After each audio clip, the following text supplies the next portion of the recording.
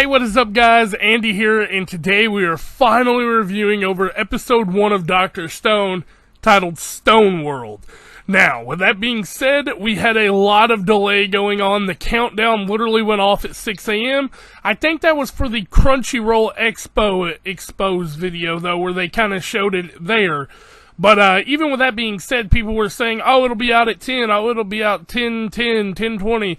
It got out about 10:40-ish for me. I don't know if it was delayed for everyone else or what happened, but we got it and we reviewed it and it was amazing. If we're gonna do this though, guys, I'm gonna need your help because I'm not smart, alright? I'm not no science guru or anything like that, so some of the references, I guess I didn't catch. Most of them I think I got, though, because they kind of laid them out pretty self-explanatory, because Taiju isn't the smartest character in the world, so he kind of had to explain everything a little bit in more detail to him, which helped me out a lot in retrospect. But yeah, this was an amazing first episode, and I loved everything about it. There's not too much I can say bad about this. I mean, other than, like, it went quick. We got through 1 year, but I mean, we kind of had to get through that year in this episode to make everything kind of a reasonable experience, I guess. I don't know. I don't. Tell me what you all thought about the whole year going by. I thought it was good. I liked it, but next episode, I think we're going to be getting into it heavy because what happened at the end. But we're going to talk about all that and more in the review. But for now, don't forget to like, comment, and subscribe to the channel, and let's jump right into this. They say you gotta go home, but you can't stay here. And no, I don't wanna be alone in the world out there. We open the episode off with literally just Crunchyroll's emblem, which explains why they're putting so much effort into making this a success, and I think it worked. We start off the episode, though, here with them actually talking, foreshadowing kind of the day everyone in the world turned to stone. Now, this didn't happen right off the bat because we cut back over to the real world where Taiju is talking to Senku when they're in the science lab. They're both in high school. And he's like, I'm gonna finally confess to, God, I'm never gonna get this name right.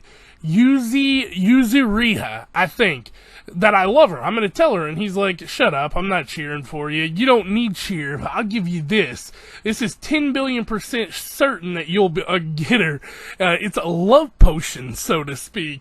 And at this point I was like, dude, this dude's like a mad scientist. I love it. But then he says, you know, his buddies are like, a love potion? You know, they're all nerds. They're like, oh, well, how'd you make it? And he's like, oh, it was just gasoline. Couldn't you tell by looking at it? They're like, no. And he was like, well, he drunk that, he'd have died. And he's like, I was 10 billion% sure he wouldn't drink it. But that's when it happened. It was so cool the way they did this. It was just a green flash of light and everybody seen it coming. But he was telling her, you know, I love you right at that moment, and she never got to hear him. We find out here, though, that no animals were affected by this, only humans. So, because, like, there's this dog here just barking, running in circles, like, what do I do? What do I do, you know?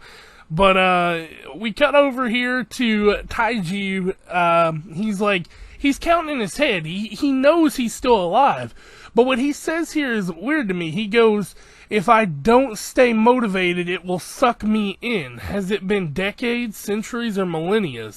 So he breaks out finally after all this time, and he starts like cracking his, like the Rock does, which we'll talk more about that in a minute. But he goes into a huge flashback here as he's walking around, and he remembers that this bird they found might have had a disease that made its skin hard, or it was just a bird that was, you know, sculpted out of stone.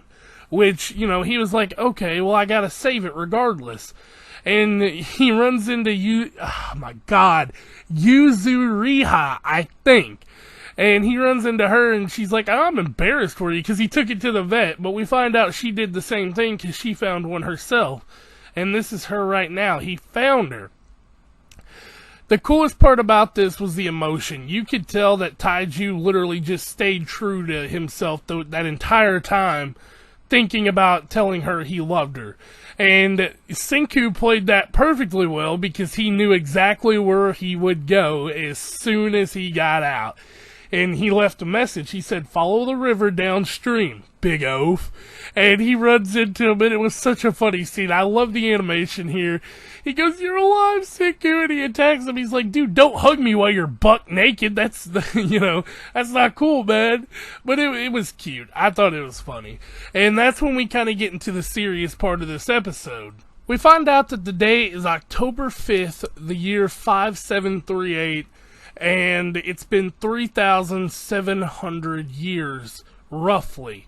So, it's been a while, but how does he know that? Well, he sat there and he counted every second of every passing day. While he was entrapped in the stone, he literally was just 1, 2, and he said every 800,000 seconds he'd kind of nod a little bit. And, he tells him here, well, it's time to stop blabbering. We got to get to work.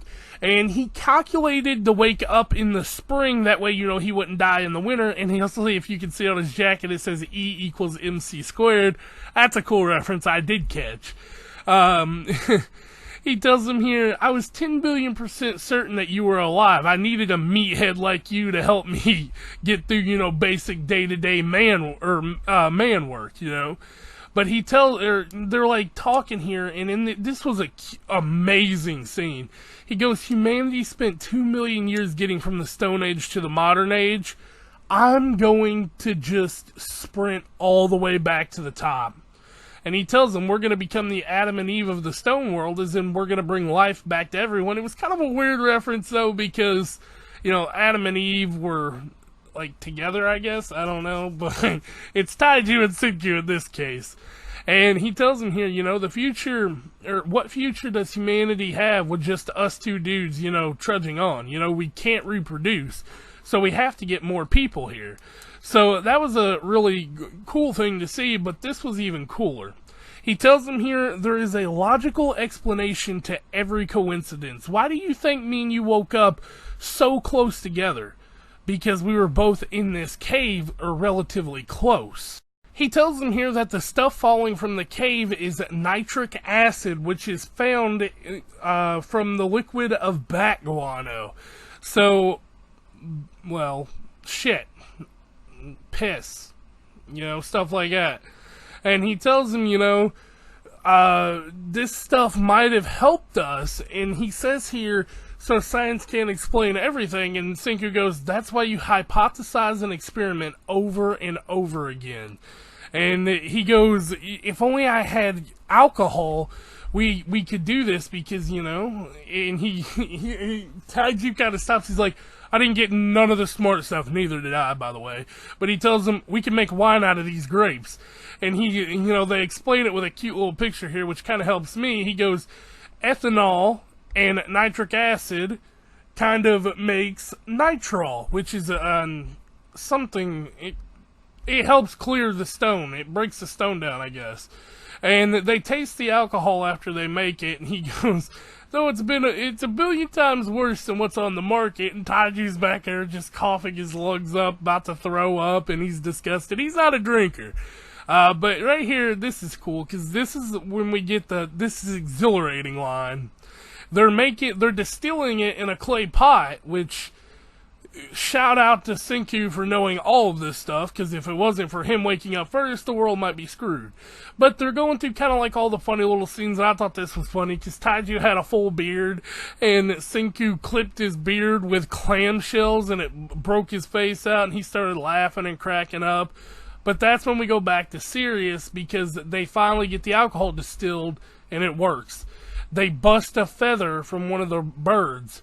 I'm not sure, they didn't explain it, but it might have affected the birds as well as the humans, because there were a lot of birds around. But, Senku's sitting here thinking to himself, "It didn't take as long as I thought it would. It's only been 1 year since I started experimenting." So, in 1 year's time, he has found out a way that he can revitalize humanity. And this episode was called Stone World. This is exhilarating, Dr. Stone. This was the thing, and then we got our intro. So all the pictures you've seen from earlier were from the intro that we're going to be getting every week, and it looked beautiful.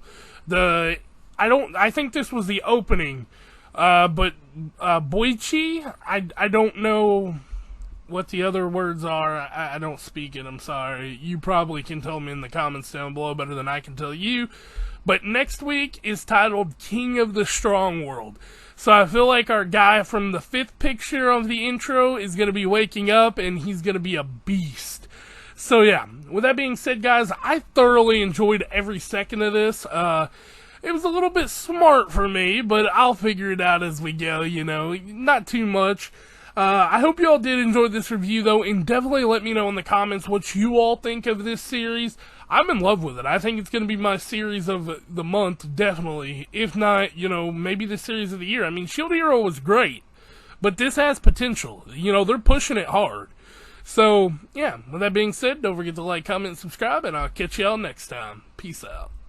Take a moment right here, feeling like it's out gear, driving towards the sun with a rose and a gun. Feel the wind in my hair.